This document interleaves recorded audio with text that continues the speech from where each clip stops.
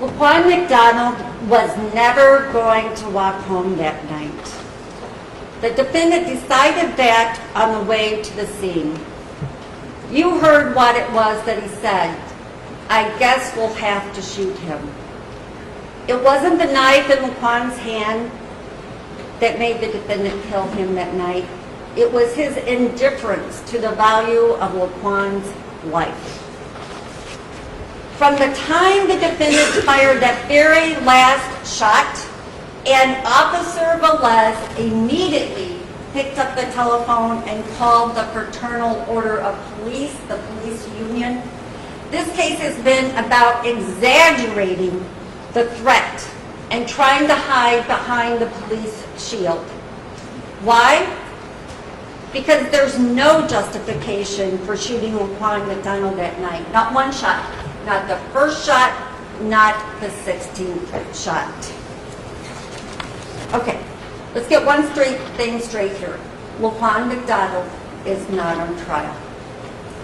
How can anything about his troubled life possibly have impacted the defendant when he made the decision to shoot? The defendant knew nothing about LaQuan McDonald. Now, as Mr. McMahon told you in opening statements, police officers can use deadly force in very limited situations. And the judge is going to instruct you on the law. And the judge will instruct you that in each of those situations, an officer can only use deadly force when it's reasonable and necessary. When a police officer puts on his uniform, he knows that he can only use deadly force when it's reasonable and necessary. You know from the minute that an officer enters the police academy, they're taught that. You even heard from a witness on the stand who's an attorney who taught when the defendant went through the academy. They're taught that they only can use deadly force in very limited situations when it's reasonable and necessary.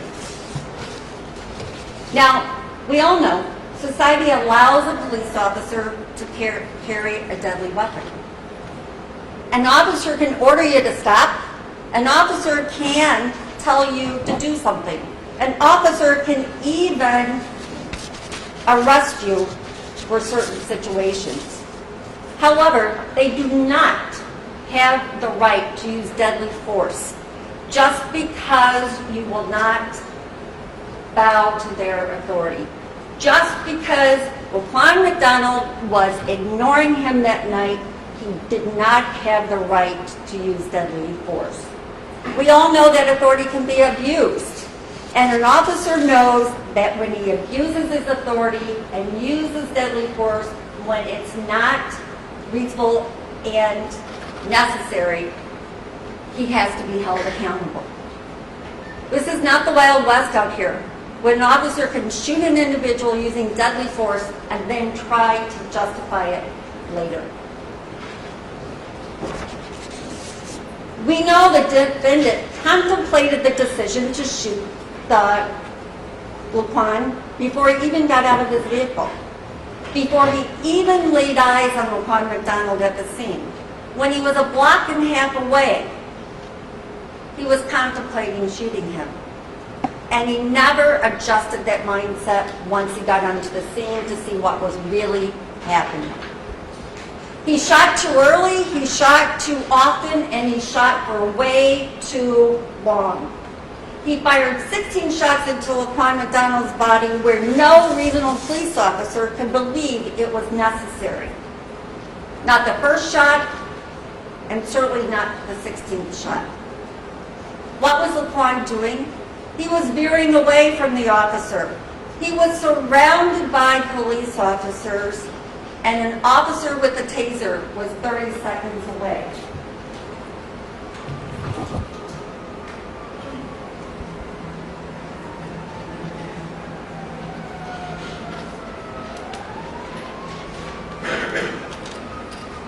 Here's a clip within like 2 seconds, Officer Walsh is going to kick the knife from the line.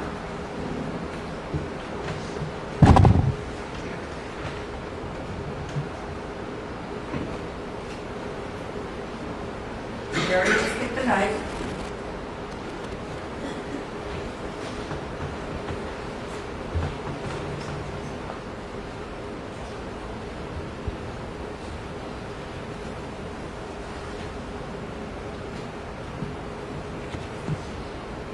There's Officer Aggravated arriving on the scene with a taser.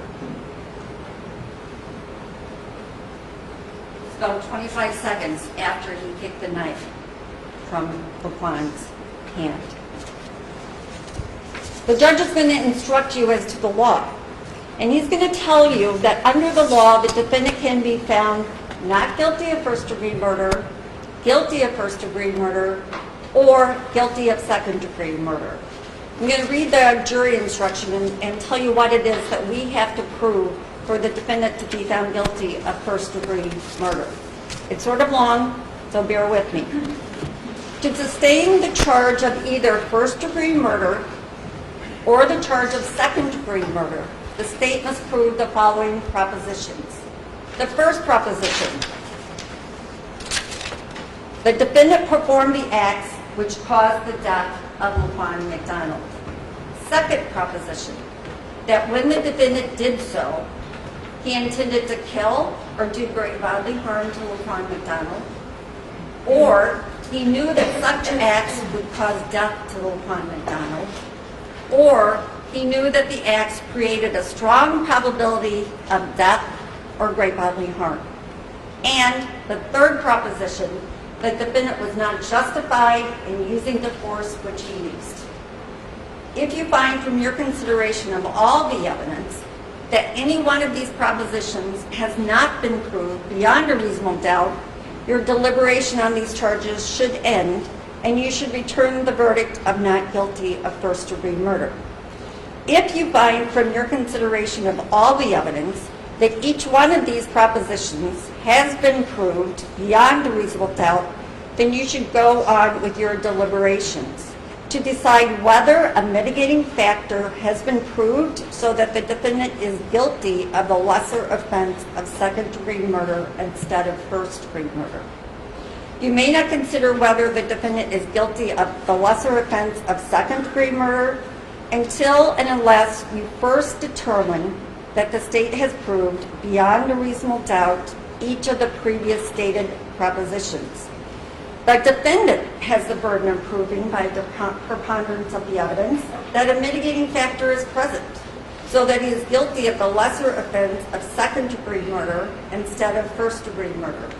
By this I mean that you must be persuaded, considering all the evidence in this case, that it is more probable true than not true that the following mitigating factor is present: that the defendant, at the time he performed the acts which caused the death of LaQuan McDonald, believed the circumstances to be such that they justified the deadly force he used, but his belief that such circumstance existed was unreasonable.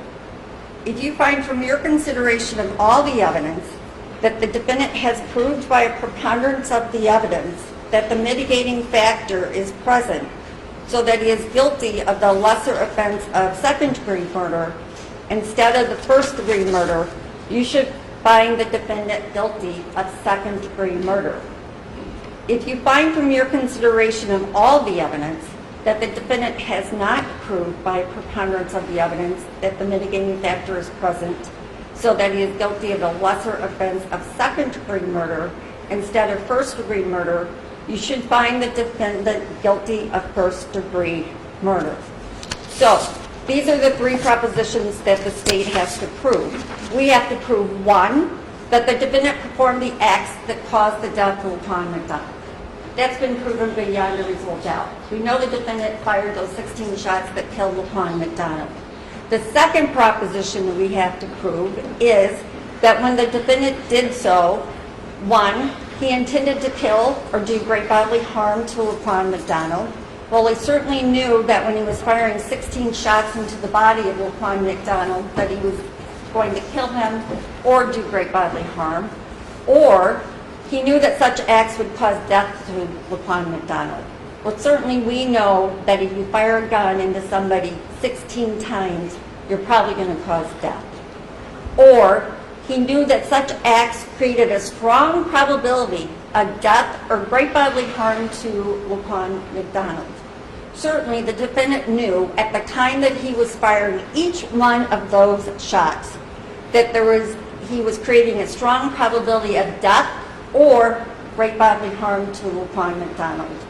The third proposition is that the defendant was not justified in using the force which he used.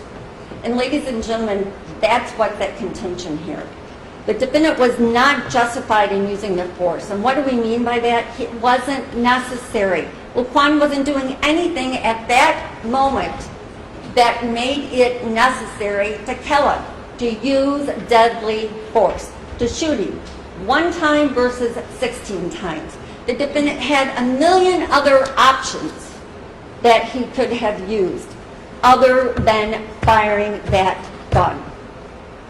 And the biggest one he could have used was time, patience. We know that that taser car arrived within 25 seconds or so from Walsh kicking that gun away from Laquan.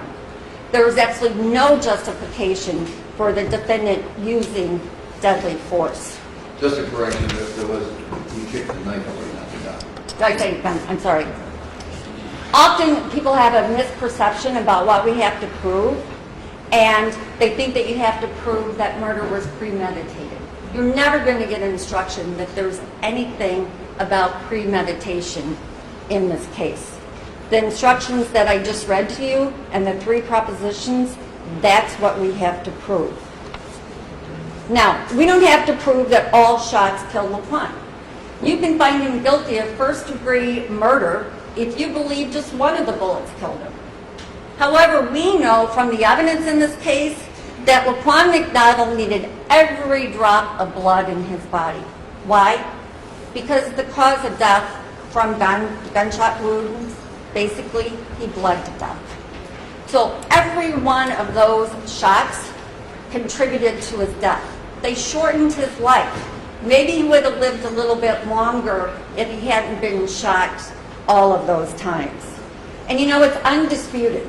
Both pathologists testified that when Laquan died from multiple gunshot wounds. Now, the defendant is also charged with the offense of aggravated battery with a firearm. And the judge is going to read you this instruction, and it's much shorter. To sustain the charge of aggravated battery with a firearm, the state must prove the following proposition: that the defendant intentionally caused injury to another person. Second proposition, that the defendant did so by discharging the firearm. And third proposition, that the defendant was not justified in using the force which he used. If you find from your consideration of all the evidence that each one of these propositions has not been proved beyond a reasonable doubt, you should find the defendant not guilty. If you find from your consideration of all the evidence that each one of these propositions has been proved beyond a reasonable doubt, you should find the defendant guilty. So for aggravated battery of a firearm, we have to prove, one, that the defendant intentionally caused injury to another person, Laquan McDonald. Obviously, he intentionally caused injury when he shot him 16 times. The second proposition is that he did so by discharging a firearm. We all know he shot him. He discharged his firearm. And again, the third proposition, that he was not justified in using that force because the force was not necessary. Each of these 16 bullets caused injury to Laquan. From the first shot to the 16th shot. You saw this by when both pathologists, I think, testified. Laquan's body was riddled with bullets. He had 8 bullet wounds that went in one part of his body and out the other. He had 8 bullet wounds that went in and the bullet stayed in.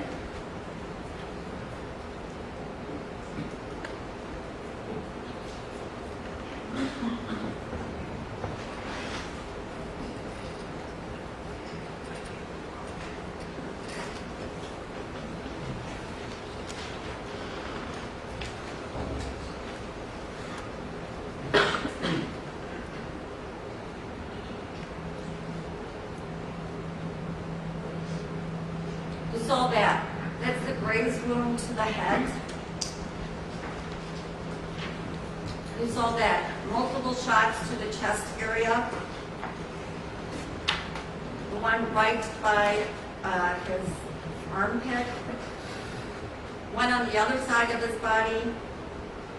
Chest, multiple gunshot wounds.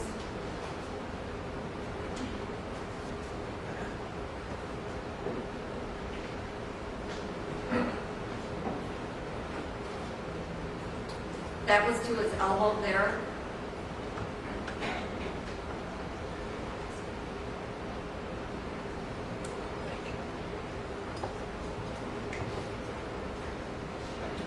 There was one to his back. The close-up of that one to the back.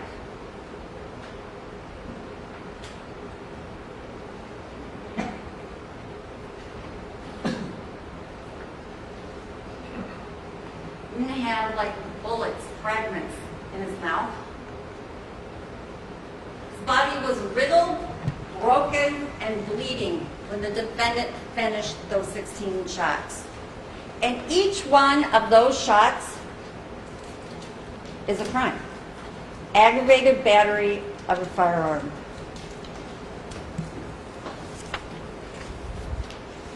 You know what? Dr. Tees even acknowledged on cross-examination that each of these caused injury and each caused blood loss. Now, she said she quibbled about whether or not it was a significant injury or blood loss. Really? You make that decision.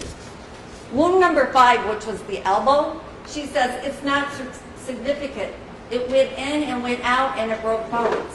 But in her mind, that's not significant. Well, ladies and gentlemen, it's definitely significant. She also quibbles about whether or not the 14 or 15 additional shots matter. The evidence is clear that Laquan McDonald was alive each time the defendant shot him. They all mattered. Each separate shot is a crime. Each time the defendant pulled that trigger, and we know he had to physically pull the trigger each time he fired that gun and hit Laquan's body, he committed that offense of aggravated battery with a firearm. And when Laquan, when it was all over this is what his body looked like. Riddled with bullets and injuries. We're going to get another instruction from the court. And this instruction is about causation.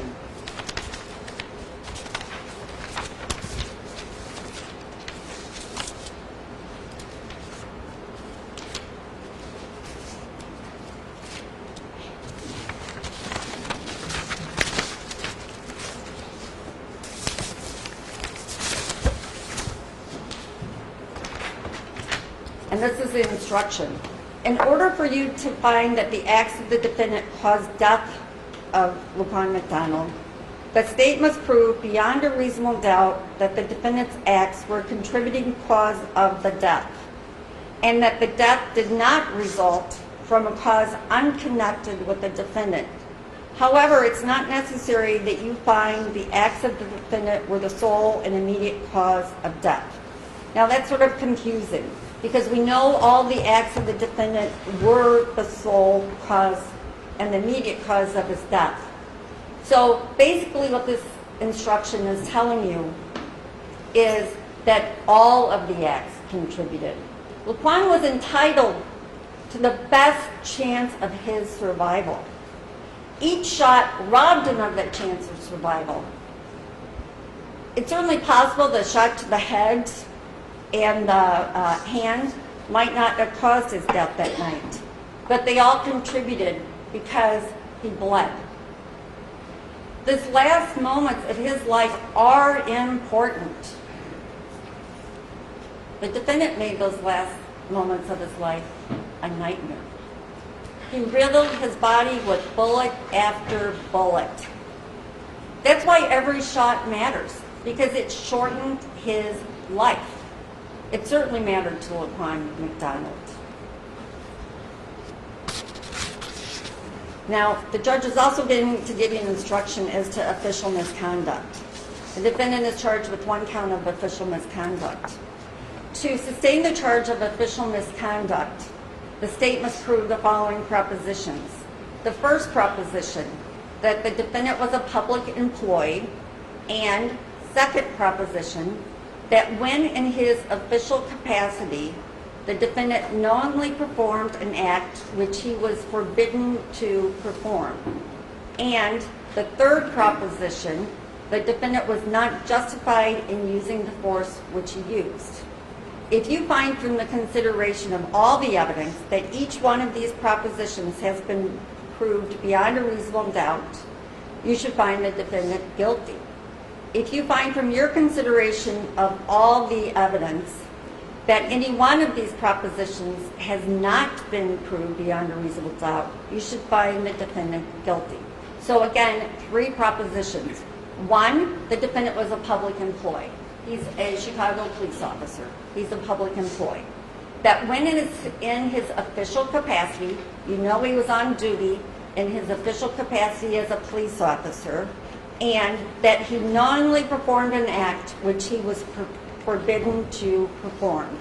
That act is using deadly force when it was not necessary or reasonable. That's the act of official misconduct.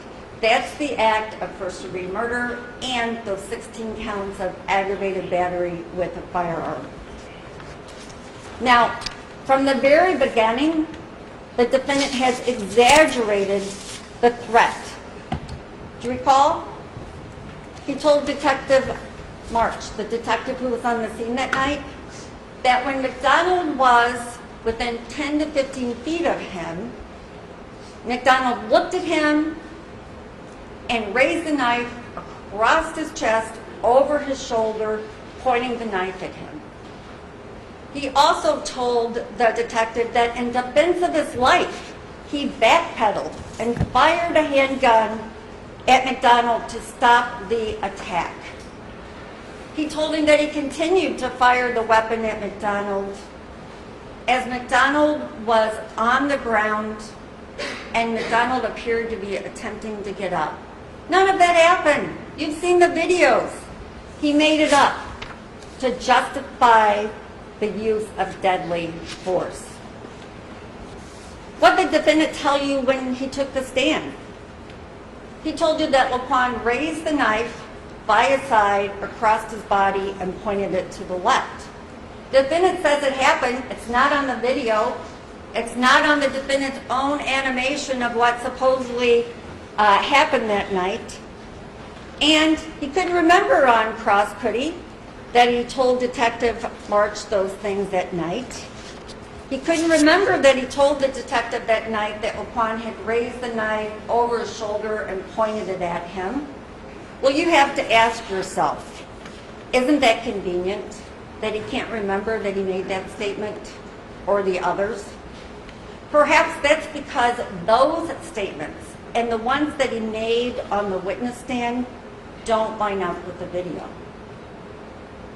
He told you on the stand that he opened his car door because he thought he could knock Laquan McDonald down with the car door. You saw the video.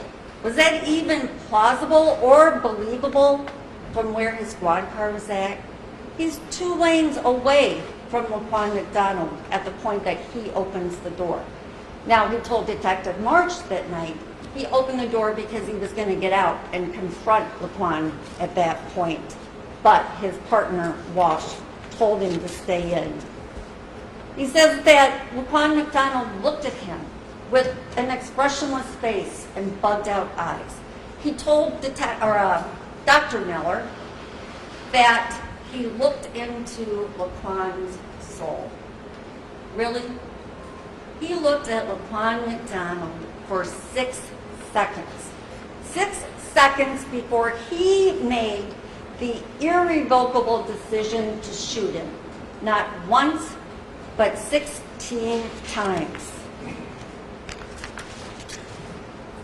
Now, he demonstrated that once he realized that Laquan was on the ground, then he brought his gun down. And he brought the gun down, and then he reassessed. And then he tells you, he claims at that point that Laquan is on the ground and trying to push himself up with his left hand, and his left shoulder is coming up. And he's still holding the knife, and you can still see his eyes. And so what does he do? He shoots him again and again. It was his decision to keep shooting, even after he says he reassessed. Well, was his decision to keep shooting or just to finish Laquan off? All of you saw that video. You've seen it numerous times. Does it appear to you that Laquan McDonald was ever getting up after he hit the ground?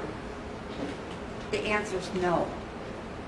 From the very beginning of this case, the defendant has exaggerated the threat and continues to exaggerate it. The defendant's authority to use deadly force is not unbridled and not without restraint. The defendant used deadly force when he was wearing the badge, when he was wearing a police uniform, and while he was under the cloak of a police officer. And you know what? When deadly force is used, when it's not necessary, when it's not justified, it is first-degree murder. It's 16 counts of aggravated battery, and it is official misconduct. Because no one is above the law.